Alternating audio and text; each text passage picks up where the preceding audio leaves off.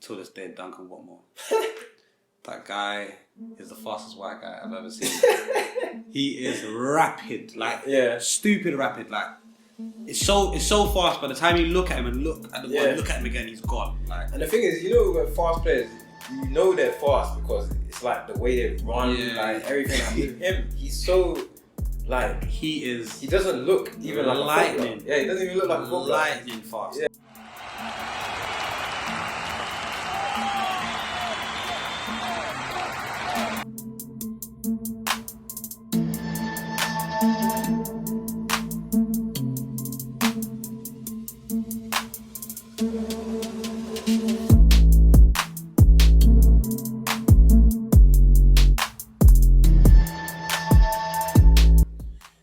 So now we're gonna get into some questions. Everyone, when I'm watching interviews, to be honest, I like to know about either a sports person, somebody who's done something remarkable in their life. I like to know about how they view other people as well, not just themselves. So I'm gonna ask you about some stuff about football, but it's got a twist to it. So who's the most underrated player you would say you've ever played with? So this is the player that you have the highest rating for them, and you rate them so highly, but just they don't get the recognition that they're getting. Who would you say is that player you've played with in your career?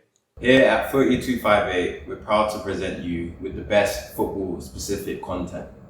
We work with many companies and many ballers to give you, the viewers, the best content possible. You, the viewer, we're always looking to help you improve your skill set. In order for you to improve your skill set and for us to keep making these videos, please click the link down below and buy some equipment. The equipment helps us run this channel, and also you subscribing to the channel helps us producing more of these videos to help you with your skill set and your knowledge of the game. Thank you for supporting FOOTY 258. I can't think from back in the day because like that just kind of caught me off guard. Of recent though, in which I'm so happy and I'm happy for him, is Joe Waterman. Joe Waterman, like he Waller, for me, like he was one of our best players. Yeah. Unfortunately, he didn't get the minutes that we would or himself would like and hoped for. Yeah. But like he could play literally any position, and he wouldn't look like he's out of place. You reckon he could play my position? I don't know. You can't play your position. But no, jokes aside, like he was proper like for me a baller, man. Yeah. Nah, he was good. He was good, man. Like me and him had some good challenges in training. I just remember like I remember I was like, how is this guy so? It's like almost arrogance. Like how are you so confident on the ball? Yeah. And the ball is so close to your goal. Normally you're thinking about if I make a mistake here, then it's gonna cost our team or whatever. But I don't think on the ball. Did he cost it? He didn't make a mistake that led to a goal, did he? Not really, no. Yeah, he didn't make a mistake that led to a goal, like from the ball with his feet. For me, I would agree with that. Anyone in the past? Could you think of? Not off the top of my head. Not off the top of your head. We'll come back to it. Don't worry. Yeah. I would say another question. What's the stadium you've played at that you didn't think the atmosphere would be like? It could be anywhere you've played, anywhere. Just you didn't think the atmosphere in the stadium would be like that. So it would be like I hear a lot of people from the Premier League, let's say for example, when they're speaking about grounds and stuff, they're talking about Bournemouth. Bournemouth, how it's so close, like the fans are just so close to the pitch, and it's just almost like, like where is it for you that you've played at? I pretty liked, obviously when I was in England and I played for Dulwich, Hamlet. They get like 3,500 fans. Yeah, what was your expectation before Dulwich, like of their fans and of the actual?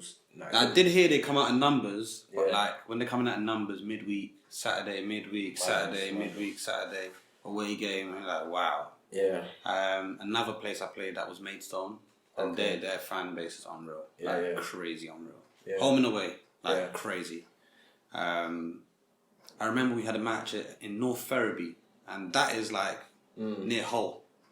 Wow, far. Hull is next to It is Manchester. far, and we had don't know, but we had a couple fans come out, and I was like, no way, like this is mental. So North Ferriby, Maidstone. Yeah, Maidstone. Maidstone and Dulwich for me were. Yeah. I think I've watched the game at Maidstone before. Dulwich, I've never been to Dulwich, but I've just seen it on YouTube, and I've known so many, associates and colleagues and players I played with, that played for Dulwich. So, I've just seen it on YouTube, Instagram, what it kind of does for them, and it's a hype, It's a lot of hype around Dulwich as well. And, they bring boys in that they look like us, and they give people like us a chance. Respect to them. But next question: Who's the coach that means the most to you? Not necessarily the best coach, but who's the coach that means the most to you, and he kind of helped you. You kind of give that recognition to him. Like, I wouldn't kind of be where I am without him. Maybe. There were two. My first one was like one of my first coaches called Tony Goldring and Stedman Scott. Yeah. They're from Brixton, FOOTY. For my Sunday League team. Yeah. I really worked with them for over 5-6 years, and they kind of developed and helped my game as a youngster. Yeah. Growing up, someone who, to this day, I'm so appreciative of is Steve Potts. Oh yeah, Steve Potts was, for me, youth team coach. Yeah, West Ham. He for me, it was confidence, and he put so much confidence in you that everyone wanted to run for a brick wall for him, innit? But that's how I felt anyway. And we went 20 games unbeaten in the league, and we nearly won the league, obviously. And it was crazy, innit? So it was for me, growing up, I'll never forget the effect Steve Potts and Mark Phillips. Them two as a coaching team had an effect for me. I really appreciate them still. And you wouldn't think, Steve, to mention, he had a son who was at our academy. So for him, it was almost that cliche that people are going to say, oh, he's biased to his son. He had no favourites, man. Honestly, this guy had no favourites. He was so down to earth, and he played the game. Yeah. He played in the Premier League. He's our manager. So for us, we can't argue with what he says or whatever. There was no back chat or nothing like that. I think he was strict. But I mean, we had so much respect for him because of that, and I would put it down to just, I don't know. He wasn't arrogant, he was just down to earth, man. A lot of players you meet. I remember when Teddy Sheringham came to work at West Ham, and he was a class guy, amazing. To think he's played, I think, even won Champions League. He's won the Champions. He scored the equaliser. Yeah. Won the Champions League, won the Prem, done everything. You know what I mean? And so nice, and obviously my first encounter with someone that was kind of of Steve Potts' caliber was Steve in it. So it was that's crazy that he can be so down to earth, but at the same time he played, and he's just so nice, isn't it? So he proper put confidence in me, and obviously gave me a chance and whatnot. So hats off to Steve and Mark, man. Yeah, man. So who's the most toughest direct opponent you've played against? So I want to say not who was on the pitch at the time or whatever. I want to say who so you used to be a winger, right? So a failed winger. He's playing left back now. But so you used to come up against right backs, but obviously now you're a left back. So who's the one that stands out to you where you couldn't either get past him or he's just getting past you? Who's that guy? I remember we played Everton at home at Rush Green. It was a daytime game. Okay, I don't think I played. And I actually scored, but the guy said it was offside. Funnily enough, but it was Brendan Galloway. Oh wow! He was 1v1. He's very good. Very very good. I played against him, to be fair. Brendan Galloway 1v1. He was at MK, very very good. Against, I would say the toughest I've played against was, to this day, Duncan Watmore. That guy is the fastest white guy I've ever seen. He is rapid, stupid rapid. it's so fast. By the time you look at him and look at the ball, look at him again, he's gone. Like, and the thing is, you know, with fast players, you know they're fast because it's like the way they run, like everything. Like, with him, he's so like he doesn't look even like lightning. He doesn't even look like a footballer. Lightning fast. Yeah, it's just crazy. And I remember I was on loan. I went on loan. I was at West Ham, and I went on loan to Wildstone.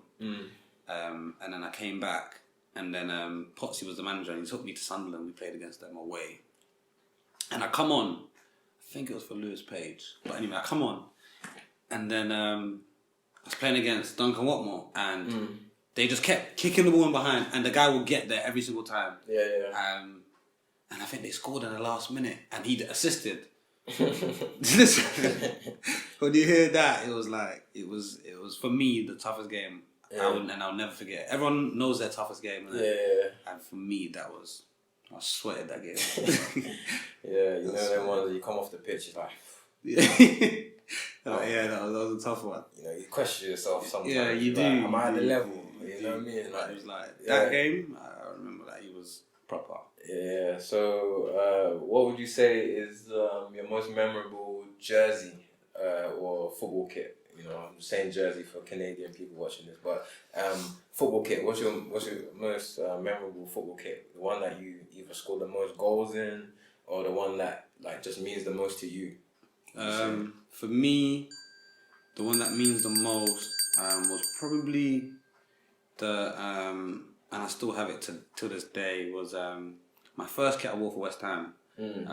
We played. It was in my first season when I first signed.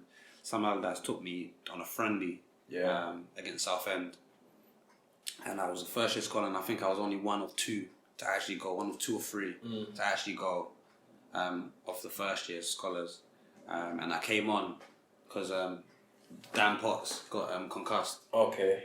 So I came on for him, and I only played like 3-4 minutes, but it meant the world to me, innit? Yeah. So did I was take the kit home that day, so I took the shirt home, and I still have it. Is it? Wow, I didn't know they used to do that. Yeah. Not my friendlies, I played them, but yeah. Yeah. And then probably the other one that means the most to me was probably last season, man. Yeah, man. Like we got to a final, do you know what I mean? And we got to a semi-final as well. Yeah. Of the Canadian Championships, in which like Toronto FC are in it, Vancouver Whitecaps, Ottawa Fury. You got different teams, and like, all right, in the likes of them, and we got to the semi-finals and lost to Montreal Impact 2 in the semis. That's big, man. And obviously we got to the final of our league championships. Do you know what I mean? And professionally, that is amazing. So the red one or the green one? The red one. Green one, sorry guys, but I wasn't didn't really like it. I didn't even score in the green one. That is sums it up, to be honest. Like, so the green one, I've taken it back to the UK, and I just gave it away to all my friends, family, whatever. Whoever wants the green one can take it. You know, the red one I kept. I really like the red one, so yeah. It was a red one for me. For more content like this, like, share and subscribe.